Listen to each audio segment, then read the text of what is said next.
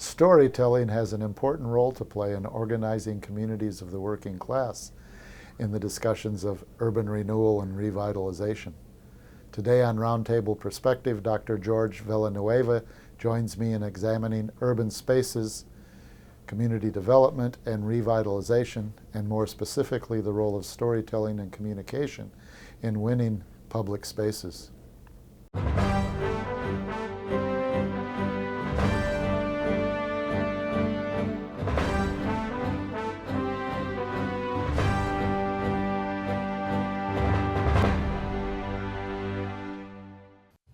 Welcome to the Roundtable Perspective. I'm your host, Lee Artz. I'm joined today by my guest, Dr. George Villanueva. He earned his Master's in Science in Global Media at the London School of Economics and Ph.D. in Communication and Visual Anthropology from the University of Southern California. Welcome to the show, Dr. Villanueva. Thank you for inviting me. We've looked at some of your writings, Journal of Applied Communication, the essay on local voices and community revitalization, and also the chapter in the Anthropology of Los Angeles. So I'd like to talk to you a bit about some of the observations you made in both of those essays and those chapters. I think my first question is, I'd like you to explain what you mean by revitalization.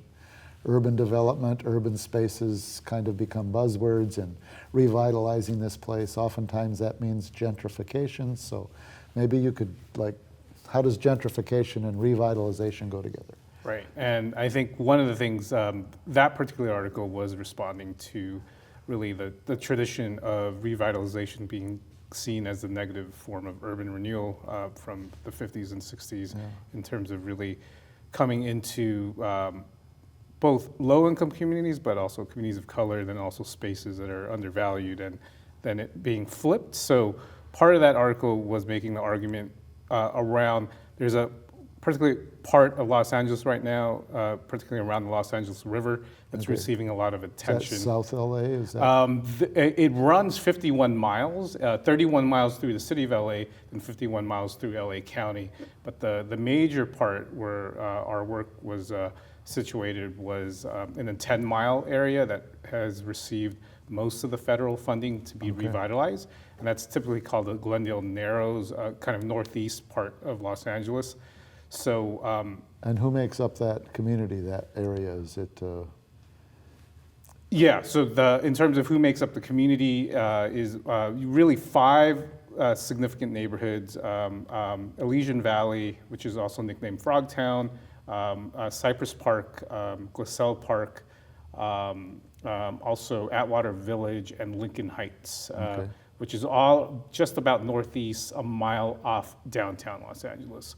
So traditionally, those neighborhoods post-1950s have been mainly Latino and Asian American, and really low income for because of a lot of the white flight that took off from that central part of that city. So with now the new revitalization interest in the LA River and this whole buzzwords around green gentrification, the whole idea of really leading by environmental kind of stewardship, one of the things that project that I worked on was getting grants to actually bring in the local community into the planning process, which at times in the last 20 to 30 years, most of the discussion has been mainly just around just really ecological restoration and revitalization in terms of revitalizing the LA River and making it more green, instead of really going out to community and asking them also, how do they also want to see their neighborhoods revitalized and improved, given that there was so much, not disinvestment, but just lack of kind of political attention and investment in the area, and actually asking the folks that live adjacent to the river about how else they can actually improve their neighborhood and what amenities are missing, and really what the fear of affordable housing and low-income housing kind of leaving now that, given that LA is a market that you see housing just shoot up the roof. I mean, it just becomes difficult. It's not unlike Chicago, because I mean, that was the first thing I thought of. I don't know LA that very well at all, but when I Right. think of Chicago and the different neighborhoods that have been revitalized, Right. including by the river or near the lake. Similar. Here's an area, and then they build the high rises, and then you have all of the upscale restaurants and Right. all the amenities, and lots of people would like to live there, but very few people can afford to live there. So I'm just wondering if, when we talk about revitalization, what's that tension? I mean, Yeah. everybody would like to have green spaces, but Right. how does that meet with a low-income Hispanic neighborhood? I mean, what does that mean? Right. I would be nervous if they said, Yeah. we're going to revitalize your neighborhood. I would be nervous. Yeah, they're nervous. I mean, the people that live there are nervous. It's similar to another article I just wrote that's going to be coming out in Cultural Studies Critical Methodologies. I make some comparisons to the 606 in Chicago, the old Indiana Bloomington line, Yeah. raised line that just got revitalized into a walkway and parkway, similar to the High Line. The High Line in New York is the thing that the river in LA is also being compared to, then also the 606 in Chicago. So it's these ideas of really kind of revitalizing urban and public space, but really for a different consumer class that has traditionally been kind of white professional, but not just only white professional, but also kind of younger professional that are obviously very, very much of all races. But it doesn't really consider also, well, how do we also make this type of revitalization equitable? And that's really what I'm arguing in that paper, and also a lot of the scholarship I do around scholar activism is also bringing up the whole, if you're going to reinvest in neighborhoods or even bring economic attention, how do you also politicize that to actually talk about equity Again, issues? that's the tension that I think is there. I mean, you want to have green spaces, but green spaces for the people that have the money and the investment. Right. They mean green spaces, they don't mean brown spaces. And I'm not talking about I'm not talking about the vegetation, I'm talking about the neighborhood. I mean, they're perfectly happy if they become homeless or if they just get moved to another spot. Right. So I guess my question is... It's not even only brown spaces anymore, it's even lower income, Yeah. because something like the Obama Presidential Library now, and the yeah, fight over... Jackson Park, and it's... Right. Right. And the fight there is also, there's a lot of social justice organizations who are asking for community benefit agreements from the Presidential Center, and really bringing up the tension of, the whole idea that it's not just a white professional rich class coming in, but also the whole idea of young professionals who are also, could be Black, could be Latino, could be Asian. So it's really kind of also bringing up the whole aspect of the intersectionality of class issues and who exactly are the model subjects you're actually trying to invite through this type of revitalization. So I know you're at Loyola, and I was at Loyola for a while, and we had social justice and communication, and that immediately makes me think, well, how does that discourse, how does that vocabulary, how do those concerns come? Because if they simply come from the investors to make the revitalization or gentrification appear well, and I mean, we get a few Black families in and we're good to go, but what does that do? I mean, you talk in a couple times you've talked about social justice struggles, you've written about those. Sure. And I just wonder what those are and what's their intersection with the attempt to revitalize. Is it the social justice struggles for equitable housing, for transportation, for employment?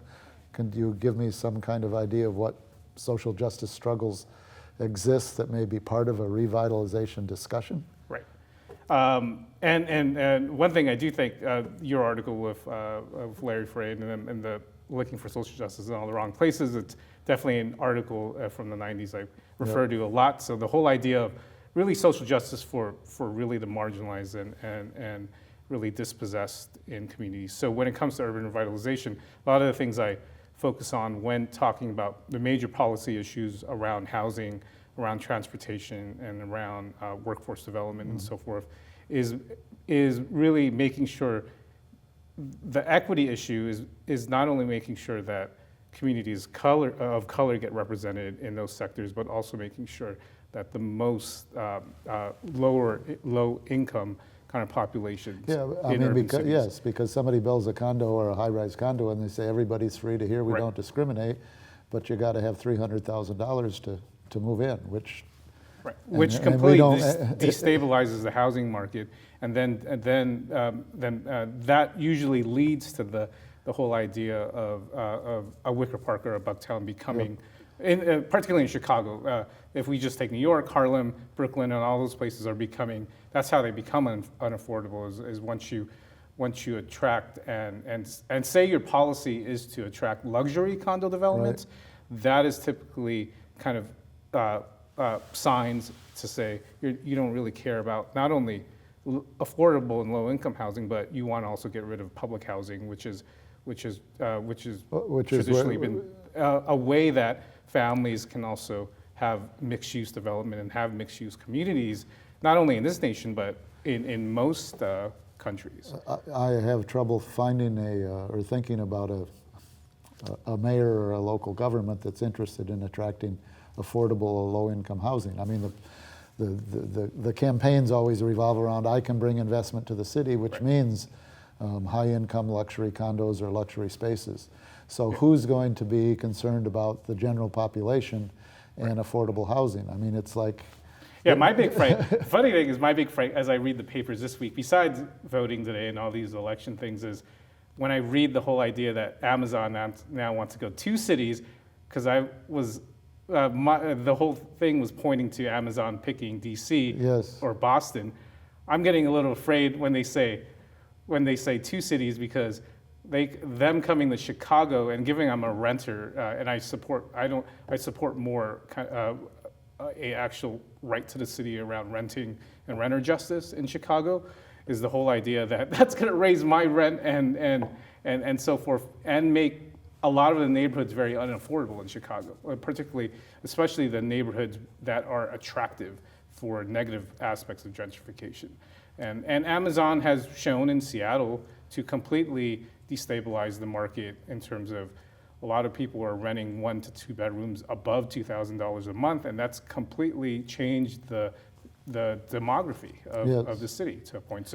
So even in a city that has a socialist city councilman like Seattle, the economic forces are so well, unless there was a policy in place that there's a limit to the number of stories, or there's a limit to the floor size, or there's a limit to the I don't know. You just have to have certain policies in place where whatever money is irrelevant, because the policy that's in place, it's not going to change this neighborhood, or it's not going to change how affordable it is. And that's what I'm wondering in a couple things, both the social justice movements, or in one of the articles you talk about storytelling and what the community does to explain it. I'm having a quandary, because to talk about housing and the way things are and the way things they've been, and revitalization and the political structures that do that, whoever gets into office, it's been pretty much consistent.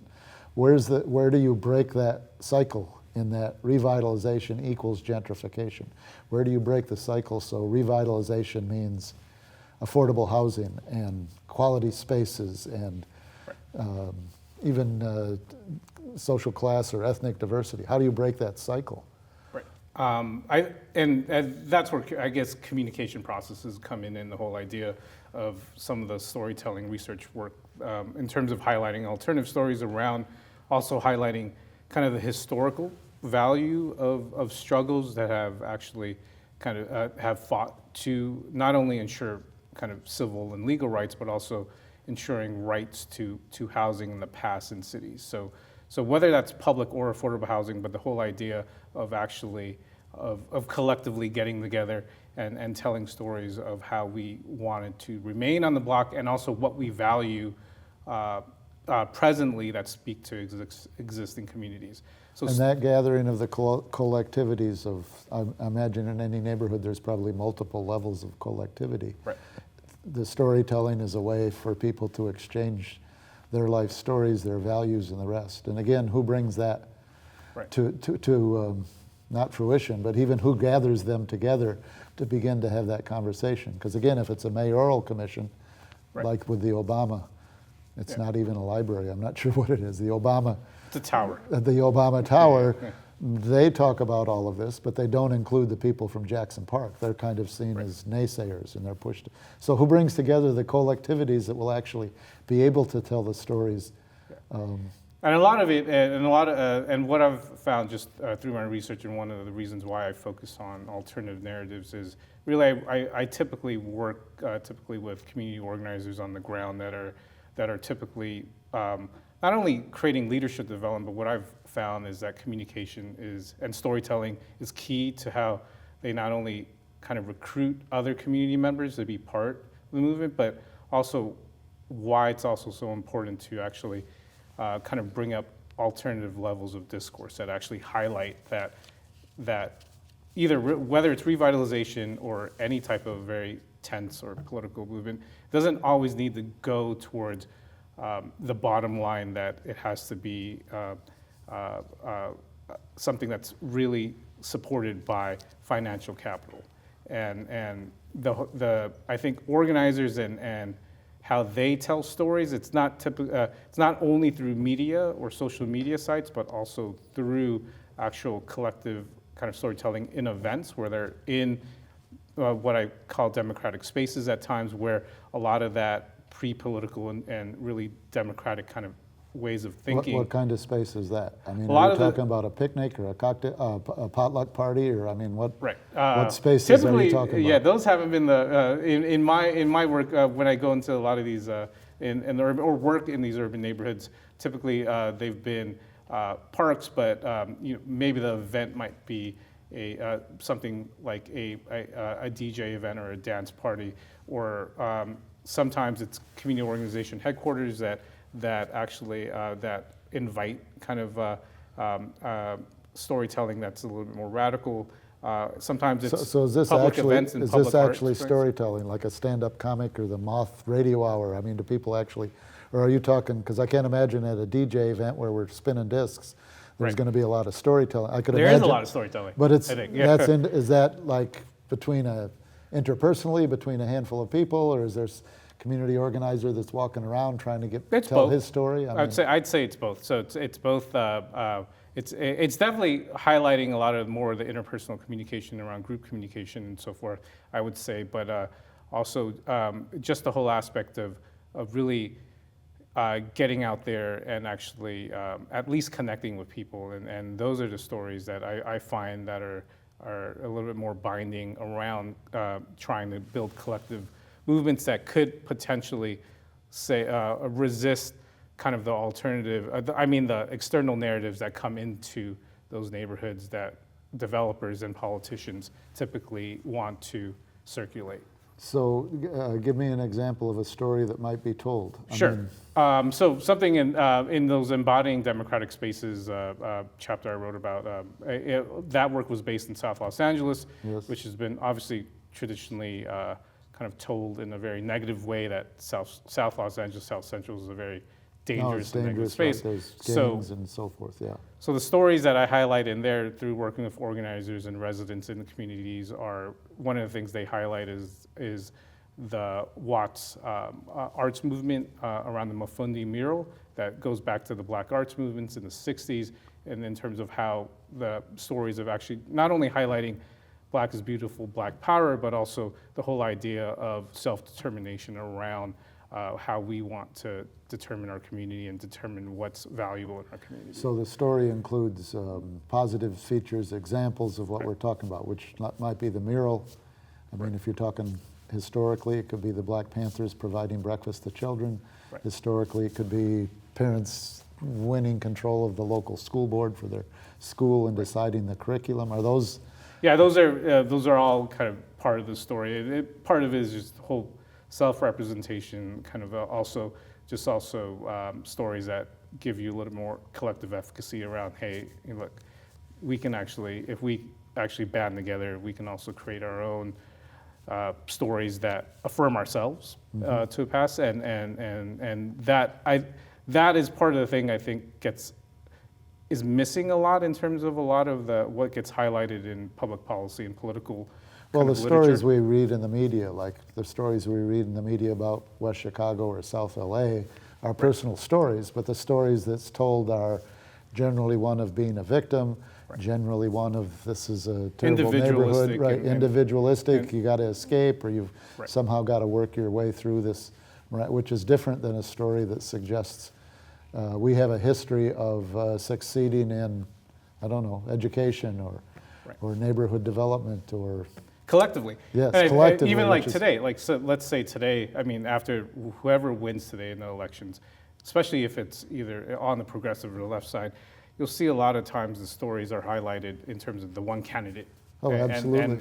And their struggle to become, who knows, the governor of Florida or Georgia, given those are hot races. But what I think is a travesty is that they don't highlight what is actually going out there in the community that are actually allowing folks to actually see themselves in these candidates and actually create larger collective movements that are challenging things that they don't want or that they've seen in the last 3 years that have been politically damaging for their communities. And I think that's unfortunate but we know, being in the School of Communication Media, typically in journalism, you see a lot of that teaching of, individualize a story, make it very affective and touching and so forth, because we know to a point those are very attractive stories. I mean, political communication ads get that. I mean, Frank Luntz, yes, well, I mean, the way that he teaches ads and teaches how to actually sell your political is to completely humanize that political message and into a story that makes audiences relate and cry over it. Which is why I was asking about the storytelling, because there's stories that I would argue every story has some ideology embedded in it, some value embedded in it, and obviously journalism does that to sell papers to make a profit. Politicians do it to win the votes. But I mean, the stories we're talking about are going to be more collective and more collective social stories, movement. right. And I think that is really important, I think, in terms of at least not only building models of what can happen, but also kind of actually having some kind of Well, if effect we're talking and about outcome. an urban space, by definition, you're talking about a space that has many, many, many people in it. Right. And there's no way for me or you or any other individual to live in that space as an individual. The sidewalks don't belong just to me. Right. They belong to us. The streets, the cars, They're public. They're public. Yeah. Even if they become privatized, they still serve a public function. We may pay to get on the skyway, but that's a collective use. The distinction here that I'm seeing as a positive thing from your work and what it suggests is highlighting the fact that none of this exists if it isn't the outcome of some collective effort. Otherwise, it will become the same candidate, whatever party or whatever position they might be, is kind of secondary, or the same revitalization effort dependent on the mayor. The only thing that can interrupt that calculus is what you're saying is social movements for justice, a collective response that may appear in stories about how we got here and how we can go forward. So stories and everyday on the ground interpersonal work, I feel as well too. Right. Well, it would seem like the stories can't just be stories of the past, they have to be stories of the present, because again, when I think about Chicago, there's a mural that the mayor was going to sell to raise, I don't know, a couple $1 million, but there was a resistance by large numbers of people from the community, black muralists, and it was, no, this is our heritage, this should not be sold, and the mayor backed off of that. So part of this is stories that are not just, oh, woe is me, I've been victimized, but stories that suggest we have a power if we collectively act, if we collectively organize, which then allows a conversation about urban spaces to revitalize. So. And I think that's the important part in terms of one of the things I base a lot of my work on is communication infrastructure theory, which highlights, and that's Sandra Bal-Rokeesh, who was my advisor, that connects a storytelling network in terms of residents, community organizations, and local geo-ethnic media, and how that network has to actually be connected together in order to have some kind of effect or turn the discourse within the broader environment. If that community doesn't have a media to construct and share their discourse, it doesn't go anywhere. So it would make sense. Altogether, though, in terms of it being multi-level. So, one node isn't left off to itself, because one node, again, we're highlighting the collective aspect of it. If the collective aspect isn't there, then one node takes off and thinks it's better than the other, when in reality it's just not that way. Well, it's an observation, and it comes through in some of your work, that collective is not easy. Right. But collective is the solution if we're really interested in revitalizing. I mean, you're calling them democratic spaces, so if you want to revitalize those spaces, it has to be a collective effort. But it's not as easy as just doing for yourself. Right. It requires a very human process of communication, which may be storytelling. Right. I have to say, you also have done work on hip hop culture, and we haven't been able to talk about that today, so maybe you can come back sometime. Yeah. And we can do that. Love that. It seems to go fast, and indeed it has. That's all the time we have for this conversation on our program. Thank you, Dr. Villanueva, joining me today on Roundtable Perspective. I'm Lee Artz. See you next time.